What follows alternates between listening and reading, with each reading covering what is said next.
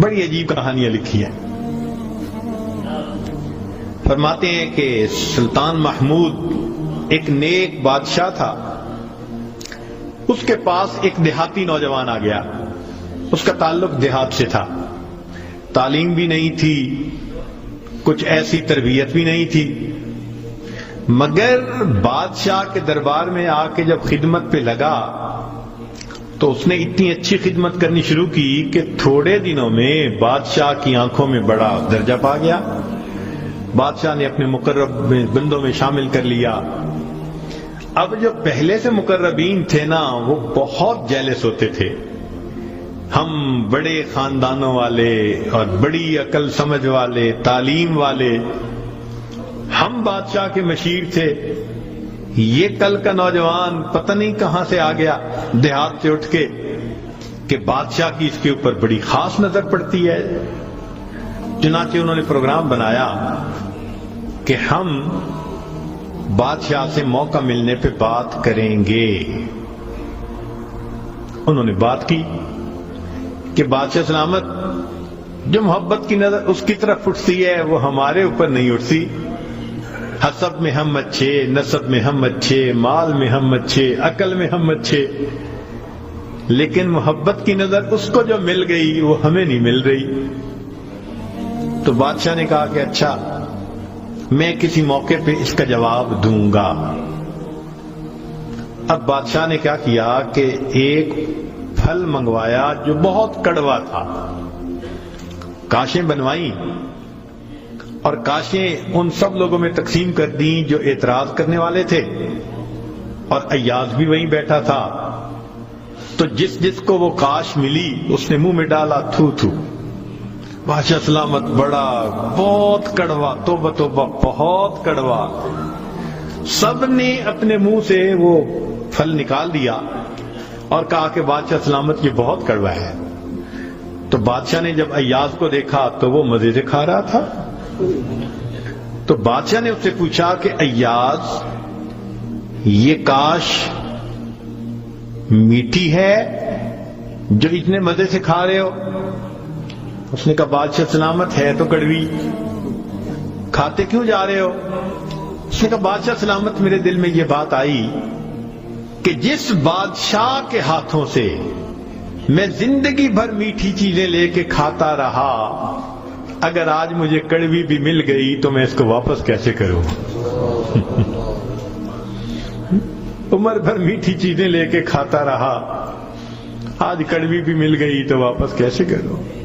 کاش کہ یہ چیز ہمارے اندر آ جاتی کہ جس پروردگار کی نعمتوں سے ساری زندگی ہم انجوائے کرتے رہتے ہیں, اگر کبھی کوئی اس کی طرف سے آزمائش کی گھڑی بھی آ جائے تو ہم پھر شکوہ کیوں کرتے ہیں؟ اب بادشاہ نے سوچا کہ بھائی یہ لوگ جو بہت اعتراض کرنے والے تھے نا, ان کے سامنے کوئی اور ایسا ہیلا کرنا چاہیے کہ ذرا ان کو بات سمجھ میں آ جائے. تو ایک دن بادشاہ آیا اور اس نے کہا کہ دیکھو بھائی, آج میں تم سب کی عقل کا امتحان لوں گا, تمہارا آئی کیو لیول دیکھوں گا کیا ہے, اور میں دیکھتا ہوں کہ کون اس میں پاس ہوتا ہے. اب جب بتا دیا تو سب بڑے محتاط ہو گئے. بادشاہ نے ایک موٹا سارا ہیرا دکھایا, دیکھو یہ کتنا قیمتی ہے, کتنا چمکدار ہے, اور ایک ہتھوڑا بھی ساتھ دیا, اور پہلے کو کہا کہ جی یہ ذرا ہیرا جو ہے توڑ کے دکھاؤ. اب وہ سمجھ رہا تھا کہ بادشاہ نے ہم سے امتحان لینا ہے ہماری سمجھداری کا. تو اس نے کہا بادشاہ سلامت, یہ ہیرا تو بہت قیمتی ہے, اتنے کیرٹ کا اور بالکل بے عیب ہے, کوئی فلاں نہیں, فلاں لیس ہے, لہذا اس کو تو نہیں توڑنا چاہیے. بادشاہ مسکرایا, کہنے لگا ہاں بہت اچھا. تو وہ سمجھا کہ بھائی میں نے بادشاہ کو کنونس کر دیا, چنانچہ دوسرے کو دیا, اس نے بھی اسی قسم کی لاجک, تیسرے کو دیا, اس نے بھی لاجک. جتنے اعتراض کرنے والے تھے سب کو ہیرا ہتھوڑا دیتے رہے, وہ یہی لاجک دیتے رہے اور معذرت کرتے رہے, حتیٰ کہ بادشاہ نے وہ ہیرا ایاز کے ہاتھ میں پکڑایا. جب ایاز کو کہا ایاز اسے توڑو, ایاز نے اس کو نیچے فرش پہ رکھا، دے کے مارا ہتھوڑا اور اس کے ٹکڑے ٹکڑے کر دیے۔ اب جب اتنے قیمتی ہیرے کے ٹکڑے ہو گئے تو وہ تو سارے خوش ہو گئے، آج اس کا گنوار پن کھلا، اس کی جہالت کھلی، بے وقوف، کیا پتا اس کو یہ کتنی قیمتی چیز تھی۔ تو وہ ایکسپیکٹ کرنے لگے کہ آج تو بادشاہ اس کو دھکا دے دے گا دربار سے۔ تو جب ہیرے کے ٹکڑے ہو گئے تو بادشاہ نے اس کی طرف دیکھ کے کہا، ایاز تو نے ہیرے کے ٹکڑے کر دیے، اتنے قیمتی ہیرے کے؟ تو ایاز نے آگے سے سمپل سا آنسر دیا کہ بادشاہ سلامت، آپ نے مجھے حکم دیا تھا ہیرے کو توڑ دو۔ اب میرے سامنے دو آپشن تھی، یا تو اتنے قیمتی ہیرے کو توڑ دیتا، یا پھر میں انکار کرتا تو آپ کے حکم کو توڑ دیتا۔ میری نظر میں آپ کا حکم ایسے سینکڑوں ہیروں سے زیادہ قیمتی تھا، لہذا اس کو کم قیمت سمجھتے ہوئے میں نے آپ کے حکم کو نہیں توڑا، میں نے ہیرے کو توڑ دیا۔ تو بھئی جتنا ایاز کے دل میں بادشاہ کے حکم کا احترام تھا، کاش ہم بندوں کے دل میں پروردگار کے حکم کا ایسا احترام آ جاتا۔ ہم خواہشوں کو توڑ دیں، تمناؤں کو توڑ دیں، اپنی امیدوں کو توڑ دیں، ہم کبھی بھی حکم خدا کو نہ توڑیں۔ تیسرا واقعہ لکھا کہ ایک دن ایک موترس جو تھا وہ آیا اور اس نے کہا کہ بادشاہ سلامت، یہ جو آپ کا زیادہ ہے نا چہیتا ایاز، ہمیں لگتا ہے کہ یہ خزانے سے چیزیں چراتا ہے، ہمیں تو شک ہے۔ بادشاہ نے پوچھا کیسے ہے؟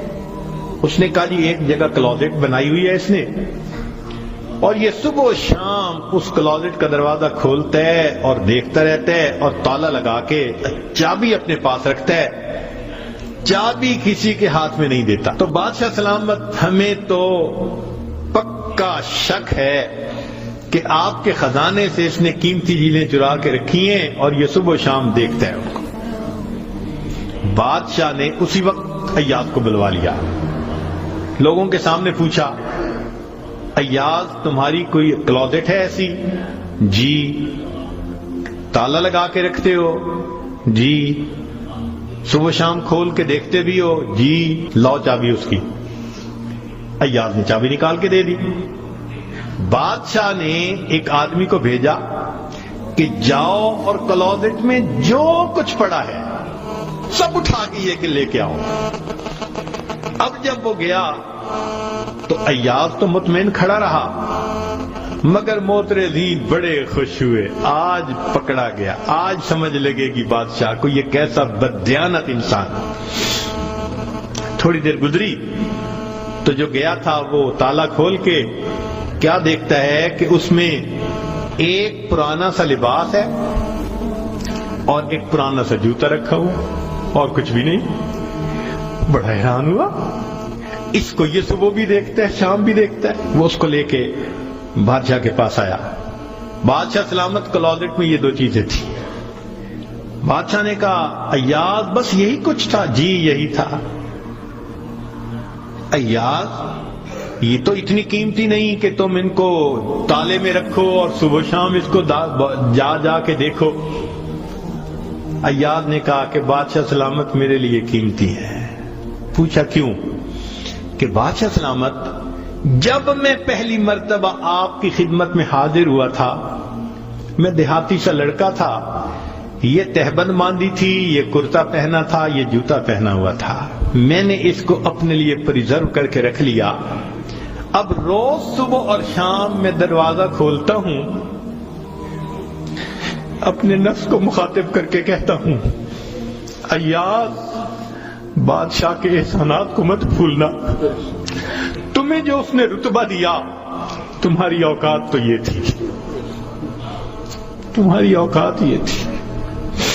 میں صبح بھی اپنے آپ کو یاد دلاتا ہوں، میں شام بھی اپنے آپ کو یاد دلاتا ہوں۔ مولانا لکھتے ہیں کاش کہ یہ صفت اللہ ہمیں بھی عطا فرماتا، ہم بھی اپنے ابتدا کو دیکھتے، کیا حال تھا، کیا ہماری اوقات تھی، اور آج اللہ نے اپنی رحمتوں سے، نعمتوں سے، برکتوں سے کس طرح ہمیں مالا مال کر دیا، ہم بھی اپنی بنیاد کو یاد رکھتے ہیں۔ تو اگر ایک دنیا کا غلام اپنے مالک کے حکم کو اتنا قیمتی سمجھتا ہے تو ہم تو اللہ کے ویسے ہی بندے ہیں، غلام سے بھی ایک درجہ نیچے، ہم تو اللہ کی ملک ہیں، مخلوق ہیں اس کی۔ لہذا ہمیں چاہیے کہ اللہ رب العزت کے حکم کی عظمت کو سامنے رکھیں، ہمیشہ خیال رکھیں کہ حکم خدا کبھی بھی ٹوٹنے نہ پائے۔